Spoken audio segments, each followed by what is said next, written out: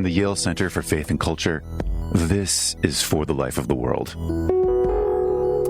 a podcast about seeking and living a life worthy of our humanity.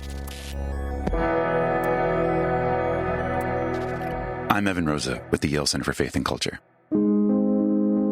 Pope Francis died on Monday, April 21st, 2025, and to remember and celebrate his life, we're bringing out an episode from our archives.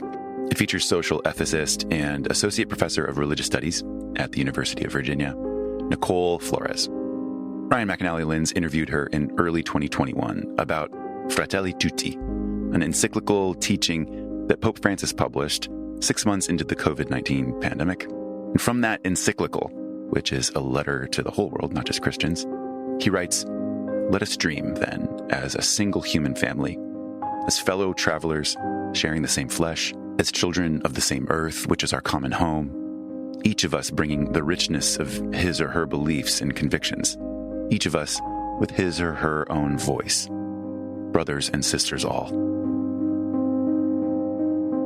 Personally, I loved him. I'm going to miss him. He was a world leader I felt like I could trust because he was so consistently humble, so consistently focused on channeling the suffering of the world toward the possibility of love and friendship, especially across immense, apparently irreconcilable differences. He spoke the truth in love.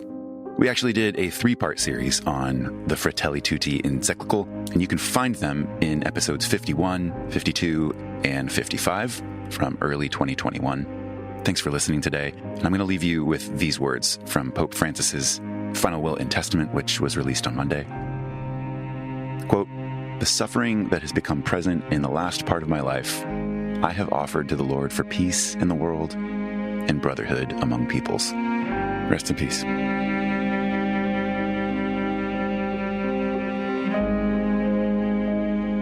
I'm Ryan McAnnally-Linz with the Yale Center for Faith and Culture. On October 3rd, 2020, Pope Francis released an encyclical called Fratelli Tutti, translated by Francis as Brothers and Sisters All. The message came 6 months into a worldwide pandemic, in the midst of an American political nightmare with dark clouds seeming to cover the entirety of the globe. A papal encyclical is a letter from the Pope to the world, to all people of goodwill. When Fratelli Tutti came out, we thought this was an important opportunity to think about what all people, not just Catholics, can receive from this hopeful message. So we decided to interview a few Catholic thinkers about the moral vision of Fratelli Tutti for everyone. In the same spirit as the encyclical, we wanted to uncover the insight and encouragement of the Pope in ways that can, in the words of Pope Francis, let us dream as a single human family, as fellow travelers sharing the same flesh, children of the same earth, which is our common home. So, over the next few weeks, we'll be releasing a series of conversations on Catholic social teaching, especially as it lives in Pope Francis's thought and his moral leadership on the global stage. We'll be talking to Nichole Flores, an ethicist who's assistant professor of religious studies at the University of Virginia, Father Martin Schlag, professor of Catholic social thought at the University of St. Thomas, and Sister Helen Alford, a professor at the Pontifical University of St. Thomas in Rome, who has been appointed by the Pope himself to the Pontifical Academy of Social Sciences, which advises the Pope on pressing social issues.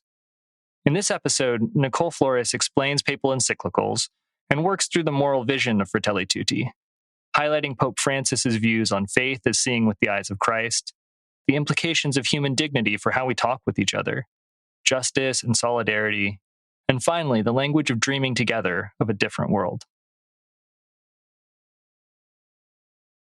Nichole, thanks for taking some time to talk with us. Thanks for having me.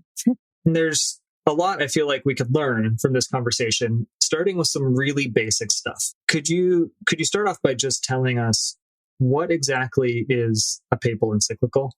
Essentially, an encyclical is a letter promulgated or sent out by the Pope in response to a set of issues that our society is facing, and not just one particular society. The distinctive feature of a Catholic social encyclical is that it's addressed to all people of goodwill, that it's not just addressed to Catholics. So the scope of these teachings aims to be relevant well beyond just what Catholics in the pews, in their particular parishes, or in their archdioceses are concerned about. It really wants to reach a very broad audience. So if you're listening to this podcast and you are a person of goodwill and want, justice for society and want good things for the society, you are a part of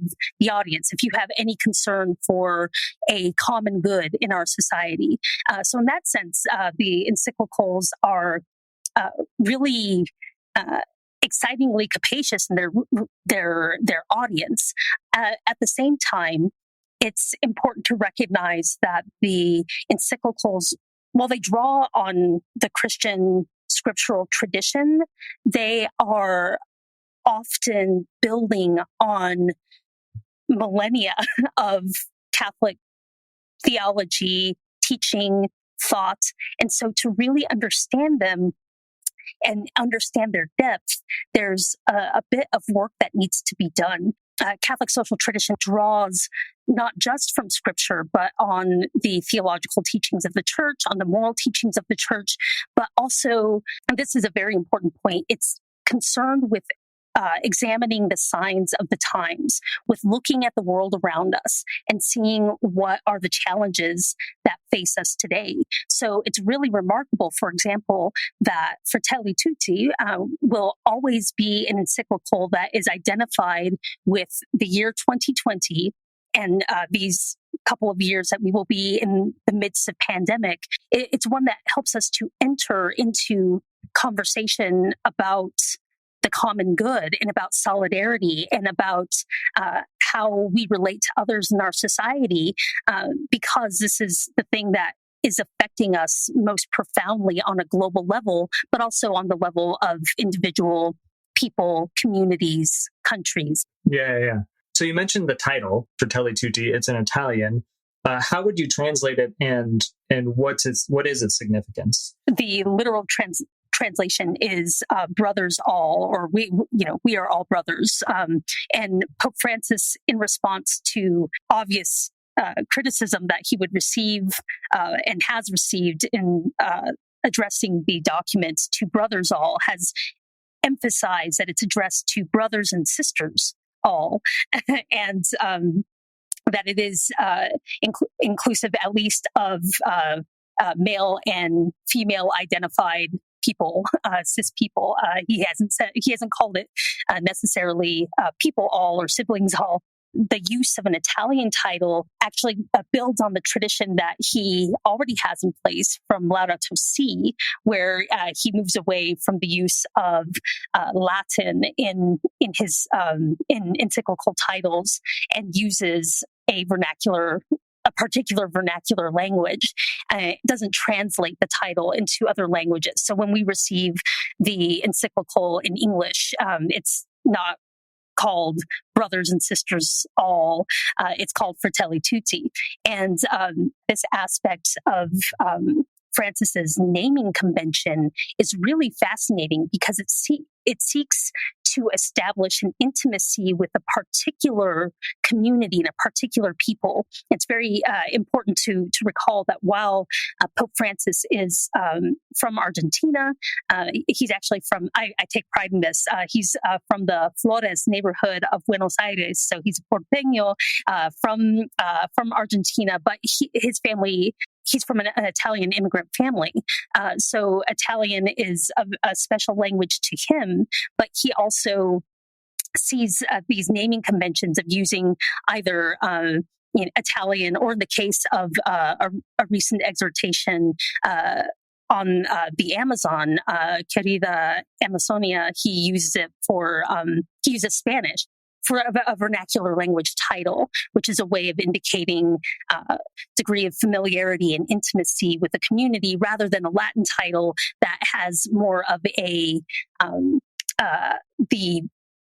goal of being universal and being something that signals the universal applicability and not so much an emphasis on local identity.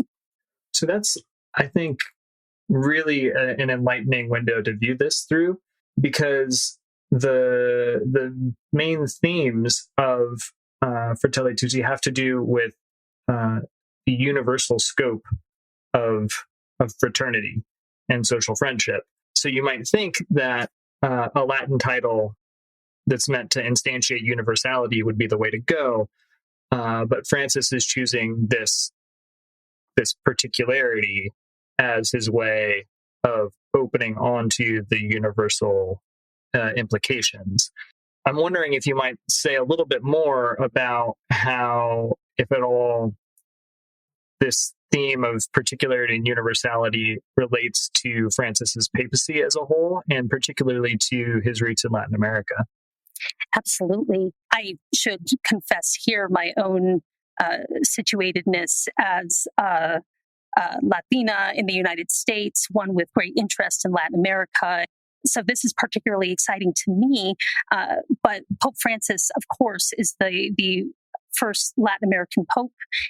He arrives at the papacy with the experiences, that have shaped him specifically from his Argentinian culture, and with relationships that have formed him not just theologically, but pastorally, socially, politically, from a different part of the world. So we see Catholicism and Christianity in general really burgeoning in and continuing to burgeon in not just Latin America, but in Africa and other global South contexts. So it's a really big deal, I think, that he is from Latin America. And really what has happened is that his particularity as a Latin American has given him this space to really hone in on the theme of particularity and local cultures in a way that I think ends up creating the context for this more universal message that he has. He says this so beautifully at different points in Fratelli Tutti. He talks about the way that the local is something that we can take pride in, and that in cultivating our local identities, we cultivate something that we can contribute to the entire common good. This is a very Latin American anthropology in which he is thinking about these questions, often in Latin American families or in Latinx contexts in the United States. The sense of communal belonging is there's an attempt to balance that sense of communal belonging with the particularity and particular gifts and identities of each person. His accent on the local and the attention that he gives to not just to the existence of the local, but to the particular beauty of each local context really sets the stage for him saying, now each locality, each individual, each particular nation or community, or he even uses the language of neighborhood, is giving something to the common good that helps to form this universal to which we all are obligated and a part and benefit from, even as individuals.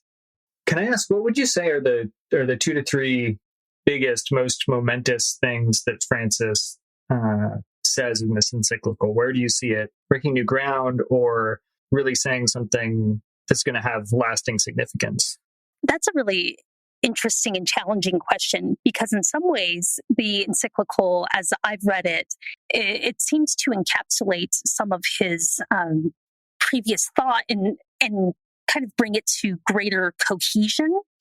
At the same time, I think that what Francis is doing here that is really different is developing a way of looking at the world in a way that invites us to see difference while also emphasizing the necessity of us being a part of a global community and balancing those differences together. And I think he does this through how he defines faith.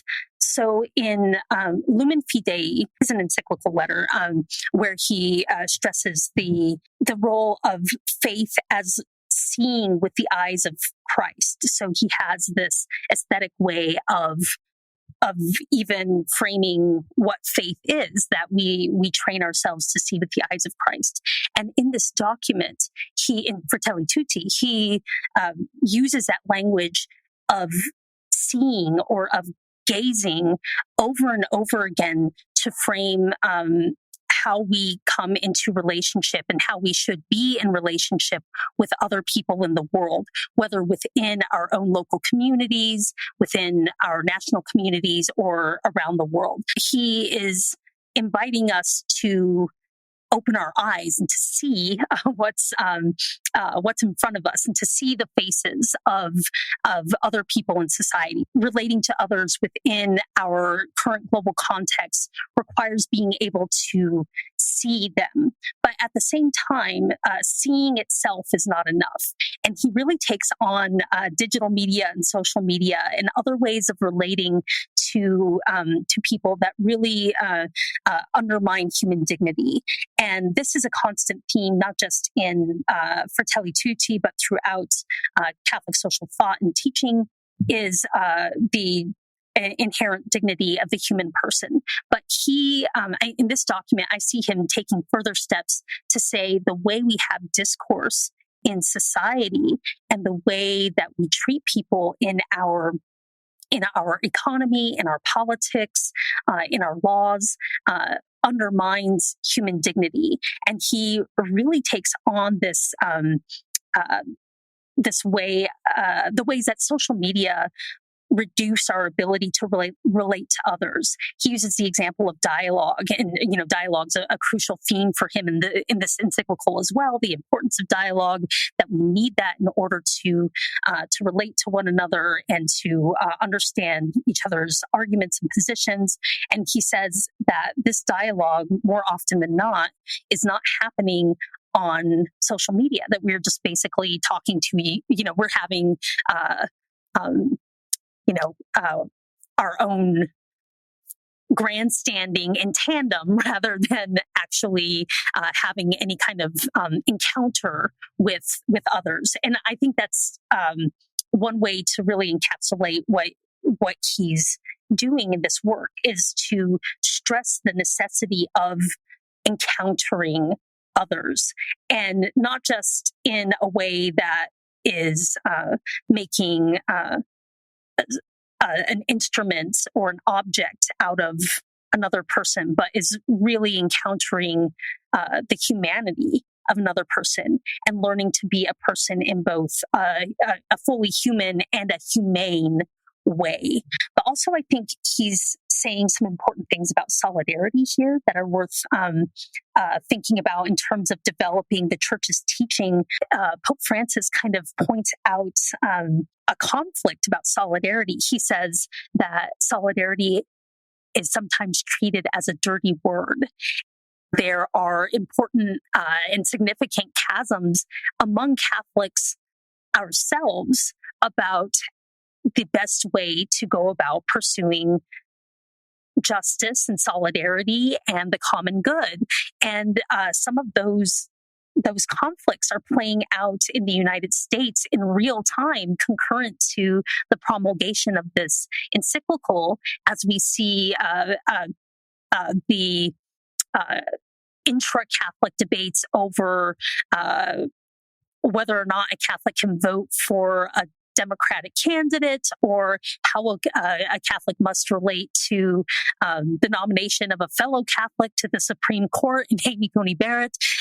There's all of this Catholic infighting that happens, and some of it, influences how this word solidarity has been interpreted among various branches of the Catholic family, for lack of a better word here. But there's been a lot of conflict and frustration over the meaning of solidarity. So I think that Pope Francis is trying to acknowledge that ongoing frustration and those ongoing conflicts, and to work through that to say, well, this is what solidarity is, and it requires the encounter of the other, and it requires us to reimagine our politics and our economics and our culture.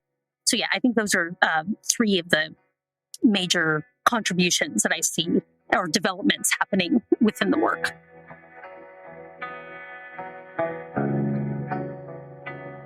The concept of human dignity, the inherent and incommensurable value of human beings, has an incredibly important role in Catholic social thought. This is a deeply important concept in Fratelli Tutti and acts as a foundational idea for Pope Francis's appeal to our common life as a single human family. He suggests that our commitment to seeing the dignity in each other will enable us to, quote, contribute to the rebirth of a universal aspiration to fraternity and social friendship. Nichole, social friendship and human dignity are both very significant in Fratelli Tutti. Mm-hmm. Let's start with social friendship and fraternity. What's their place in the encyclical? Of course, social friendship is in the subtitle for this document. And in important ways, Pope Francis, while it's such a wide-ranging document covering everything from economy to politics to dialogue, he's really concerned about the central theme of what it means to be in community and to become friends with others across our boundaries of difference, whether that's difference of national belonging or religious belonging, neighborhood belonging even. So it's really an orienting theme for the entire document. Okay, yeah. What about human dignity? Not just the ethical concept, but the theological roots of it. How does Catholic social thought make human dignity central, and what's the theological backdrop for that? Human dignity is, of course, central to Catholic social teaching, and that begins even in the earliest documents of the tradition, where we're thinking about the rights of workers, the rights and responsibilities, and it's rooted in a concern for them as humans. In the late 1800s, with this encyclical promulgated by Pope Leo XIII, Rerum Novarum, he sets out an agenda for the church on thinking about justice for workers, justice for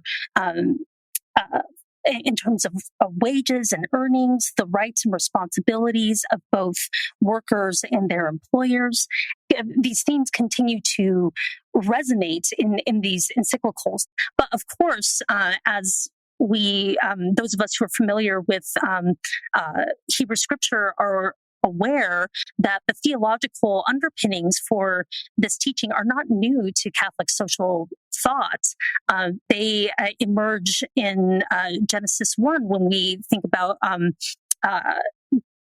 human beings made in the image and likeness of God.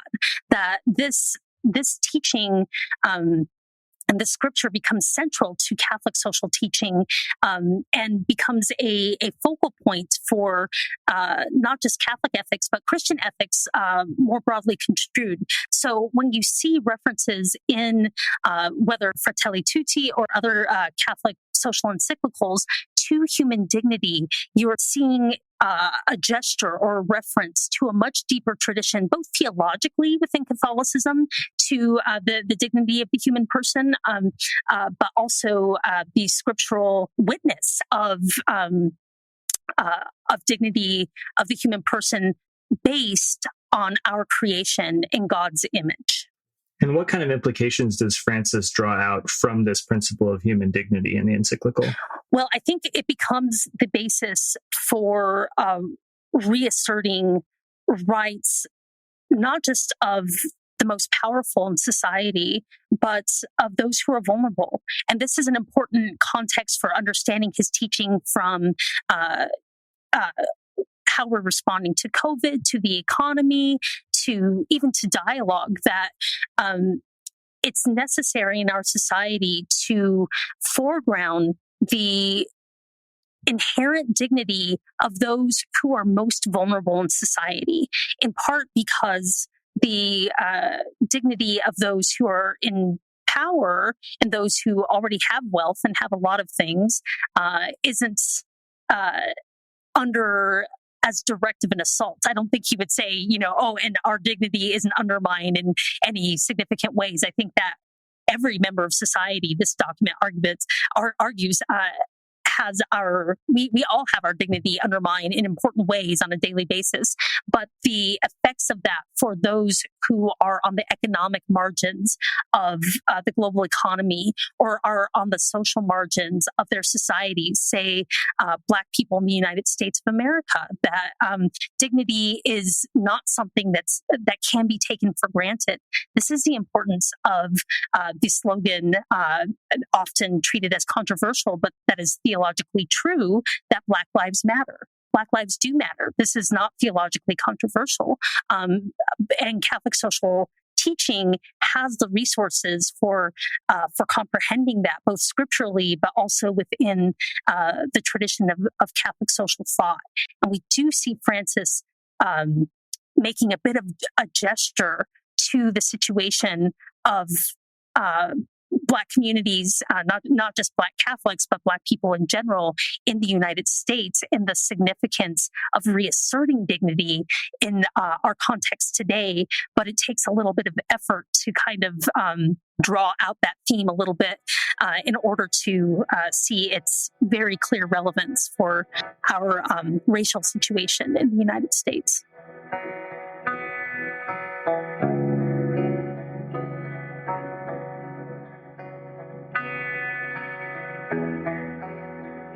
Throughout Fratelli Tutti, Pope Francis uses the inspiring language of dreaming together.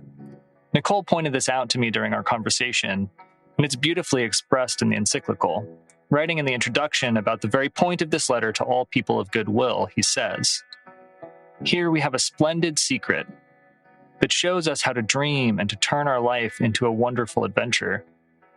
No one can face life in isolation. We need a community that supports and helps us, in which we can help one another to keep looking ahead. How important it is to dream together. By ourselves, we risk seeing mirages, things that are not there. Dreams, on the other hand, are built together. Let us dream then, as a single human family, as fellow travelers sharing the same flesh, as children of the same earth which is our common home, each of us bringing the richness of his or her beliefs and convictions, each of us with his or her own voice, brothers and sisters all." Here, Nichole reflects on this language of dreaming together and its significance in Fratelli Tutti. You mentioned a while back that Francis is inviting or challenging us into different dreams. Mm-hmm. And I wondered if you might be willing to reflect on what ways you feel yourself particularly challenged in your life by this text to dream differently? In what directions are you dreaming prodded by Francis? When I was thinking about this encyclical with a couple of friends the other day, I was really ruminating on this and meditating on this use of the language of dream that Francis employs throughout. And I said, he's really inviting us to dream. And my friend kind of intervened and he said, he's inviting us to dream together. And that, I think, is the more meaningful dimension of the language, because when we often when we think about dreaming, it's an individual thing. Like, when I was young, I dreamt of, becoming a firefighter or whatever. I have a young child, so now we talk about dreams all the time. Oh, what did you dream about last night?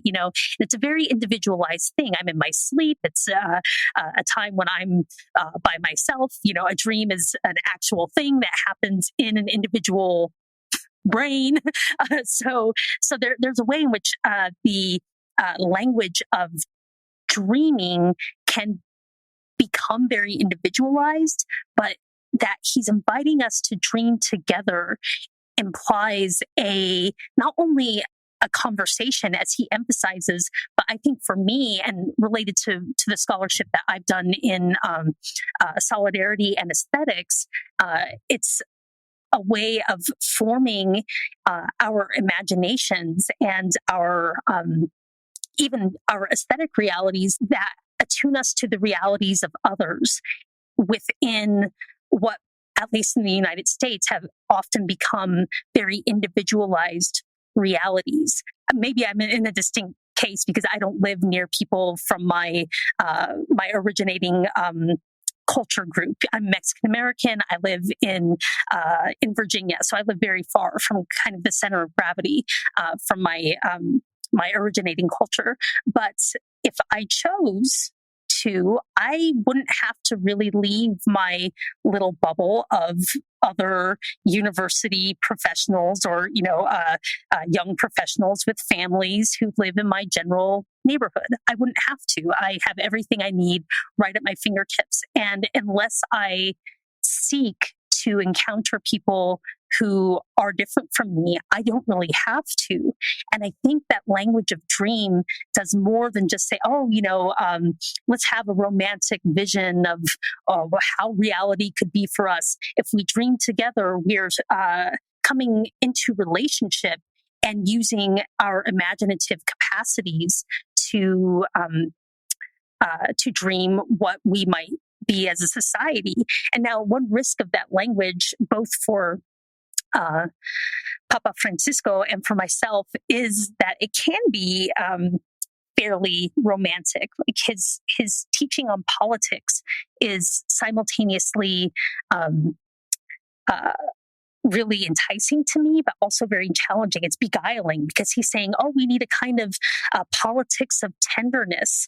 And a part of me says, yes, let's dream about that politics of tenderness. What does that look like? And then another part of me lives in the United States in 2020 and sees, we've seen, I think we as a society have borne witness to how brutal politics can be. I might say one thing, 4 years ago with my fingers crossed behind my back about what I think is right and good and what should be the norm. But when I have the opportunity to exercise power, I'm going to do it. So we have on one hand the reality of where we are and this invitation, perhaps a beguiling one, to dream of what things might be. And I think for me, as someone who wants to have a political, economic vision, social vision that takes into account reality, this encyclical is not just inviting me, but really even challenging me to imagine something different. Or as my colleague at UVA, as Sean Crowley says, imagine an otherwise possibility. What does our world look like if we suspend this need to constantly be grounded in the real and start to entertain what else might be? Nichole, thanks so much for introducing us to Fratelli Tutti. Yeah, you're quite welcome. That's it for this episode, but we'll be back with another installment of our exploration of Fratelli Tutti. In the coming weeks, we'll continue our conversations with Nichole Flores, Sister Helen Alford, and Father Martin Schlag on economics, work, and personal property. Thanks for listening, friends.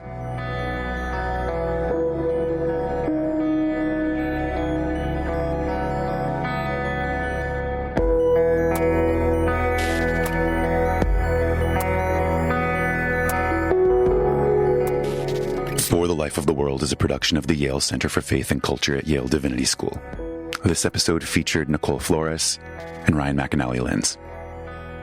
Production assistance by Alexa Rollo, Emily Brookfield, Casey Barrett, Zoe Halaban, and Macy Bridge. I'm Evan Rosa, and I edit and produce the show. For more information, visit us online at faith.yale.edu or lifeworthliving.yale.edu. And there you can find all sorts of educational resources that help people envision and pursue lives worthy of our humanity. If you're a new listener, welcome to the show, friends. Remember to hit subscribe in your favorite podcast app so you don't miss the next episode. And if you're a faithful listener to the show, we have a very humble request, and that's to share this episode. Spark up a conversation with a friend or a family member or someone you vehemently disagree with, and know that that would be an incredible help to growing our audience and helping us do this work that we love. Thanks for listening, friends. We'll be back with more soon.